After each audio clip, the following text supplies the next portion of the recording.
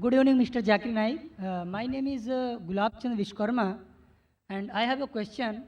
Bakrid is very Kareeb, very near this time, and the Muslim faith believe that on the occasion of Bakrid, they sacrifice the goats, buffaloes, and cows, and all that. And according to the Islam, insaniyat and humanity is very important, and every faith should be pity and kind on animals and human being and all that. Then if they believe in this, then why they give the sacrifice of goats, cows and buffaloes on the occasion of Bakrid? Whether they should do it, whether it is in favor of humanity or insaniyat. Brother asked a very good question, that why are we sacrificing goat on Bakrid? If it's not a Bakrid, can we sacrifice goat? No. Any animals, any No, animals. can we sacrifice goat if there's no Bakrid? They sacrifices, they kills. And I'm asking you the question, that means if no Bakrid, if we sacrifice the animal, it is allowed? No. Generally, why do you? Other So our occasion direct also. question, why do you have non-veg? Correct? No, I'm not getting what you are saying. Your main question is, why do you have non-veg? Why do you have meat? Actually, I want to say on the occasion of Bakrid and other occasion as well. Oh, okay. Haan, I'll on the answer other both. occasion as well. On the occasion of Bakrid, Allah says in the Quran in Surah Hajj, chapter number 22, that the blood and the meat does not go to Allah, it is your piety which goes to Allah. So unlike other religions, in other religions when they sacrifice the goat and keep it in the altar in the name of deity. And who eats? God Almighty eats. In Islam, when we sacrifice, what do we do? 1/3 compulsory minimum we have to give to the poor people. 1/3 we have to give to the relatives and friends. 1/3 you can keep for yourself. So maximum you can keep is 1/3 for yourself. If you want to give full in charity also you can give. So when we are sacrificing, what are we doing? We are benefiting the humankind. We are giving them food to eat. Now giving food to eat is good or bad, brother? Giving food to the poor people to eat, is it good or bad? Good. In humanity, is it good or bad? Good. So therefore Islam is a religion of humanity. Now you may ask the question, what about killing animals? It's good for humanity, but what about animals? In short, a Muslim can be a very good Muslim even by being a pure vegetarian. It's not compulsory in Islam that you should have non-veg, but since Almighty God has given us permission to have non-veg, why should we not have non-veg? Allah says in the Quran, in Surah Ma'idah, chapter number 5, verse number 1, eat of the four-footed animal which has been made lawful for you. Allah says in Surah Nahl, chapter number 16, verse number 5, that the cattle has been made for you, so that you benefit from them, and of their meat you can eat. The same message repeated in Surah Mu'minun, chapter number 23, verse number 21, that in the cattle is an instructive sign. From the belly you drink milk, and of the meat you eat. So since Almighty God has given us permission, why should we not have it? Now coming to the logical aspect, today science tells us that in non-veg food, in flesh food, it is rich in vitamins, and it is only food which has got complete protein. Our human body, there are total 23 amino acids required by the human body, out of which 8 are not synthesized in the body. It has to be given from the external diet. There is no vegetarian food which gives you all the 8 amino acids. It is the flesh food, the non-veg food, which gives you all the 8 amino acids. Furthermore, if you analyze the set of teeth of the herbivorous animal, cow, goat, sheep, they have got flat set of teeth. They only have vegetables. They can't have flesh. If we analyze the set of teeth of the carnivorous animal, tiger, leopard, lion, they have got pointed set of teeth. They have got a carnivorous set of teeth. They have canine set of teeth. They only have flesh food. They can't have vegetables. If we go in front of the mirror and we see a set of teeth, we have got pointed teeth as well as flat teeth. We have got an omnivorous set of teeth. If Almighty God wanted us to have only vegetables, why did He give us the pointed teeth? For what? To have the flesh food.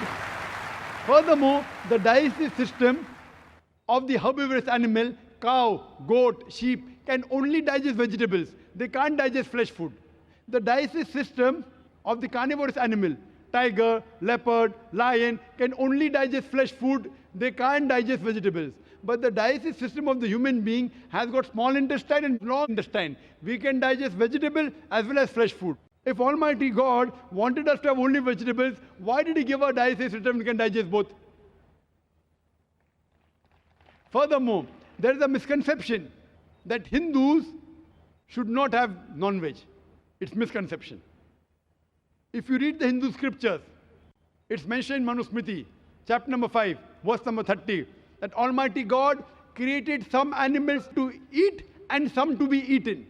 If you eat the animals that have been created to be eaten, you're not doing a sin. It's mentioned in Manusmriti, chapter number 5, verse number 31, that Almighty God has created some animals for sacrifice. So if you kill the sacrificial animal, you're not doing a sin. It is mentioned in Manusmriti, chapter number 5, verse number 40, that killing in sacrifice is not a sin. There are various references in the Hindu scriptures and the Vedas that the sages and sons, they had non-veg, they even had beef. If you read Mahabharata Anushasan Parv, chapter number 88, you know the story of the Pandavas. You know Pandavas? 5 brothers. The eldest brother Yudhishthir, he asks Bhishma that what should we give in yagna, in puja, so that our ancestors will be satisfied. So Bhishma replies that if you give herbs and shrubs and vegetables, our ancestors will be satisfied for 1 month. If you give fish, for 2 months. If you give meat, for 3 months. If you give hare, rabbit, for 4 months. If you give goat, for 5 months. If you give bacon, for 6 months. If you give birds, for 7 months. If you give deer, 8 months. And the menu continues. If you give buffalo, for 11 months. If you give cow, our ancestors will be satisfied for 1 full year. And if you want your ancestors to be satisfied inexhaustibly, give red meat of goat or a rhinoceros. Who says that? Bhishma to Yudhishthir. The full menu is there. Vegetables, fish, rabbit, goat, everything is there. Buffalo, cow. So even in Hindu scriptures, eating non-veg is permitted. It is many of the Hindus, because they were being influenced by other philosophies of ahimsa, they started practicing it. And these people who follow ahimsa, that's non-violence, not killing any living creature, if any human being can lead a life without killing living creatures, I'm for it. What they say, killing animal is a big sin because they're life. Killing life is prohibited. Today science is advanced and we have come to know that even the plants have got life. So by eating vegetables, you're killing life also. But the logic has changed. No, we understand that the plants have got life, but the plants can't feel pain. Therefore, killing a plant is a lesser sin as compared to killing an animal. For sake of argument, I agree. Today science tells us that the human ear can hear frequencies between 20 cycles per second to 20,000 cycles per second. Anything below and above we can't hear. Today science tells us that even the plant cries, but the human ear cannot hear. So there was a farmer in USA who had equipment which converted the cry of the plant to the human ear, and he used to know that that required water. Someone will say, okay, fine, I agree that the plant can feel pain, but you know, it has got 2 or 3 senses less. Therefore, killing a plant is a lesser sin as compared to killing an animal which has got 5 senses. For sake of argument, I agree that plants have got 2 senses less as compared to the animal. I am asking you a question. That suppose your brother, God forbid, if he is born deaf and dumb, and when he grows up, someone comes and kills him. So will you go and tell the judge, me Lord, give the murderer less punishment because my brother, he was deaf and dumb? Will you say that? You will tell the judge, give him a bigger punishment. My brother was masoom. He could not hear, he could not speak.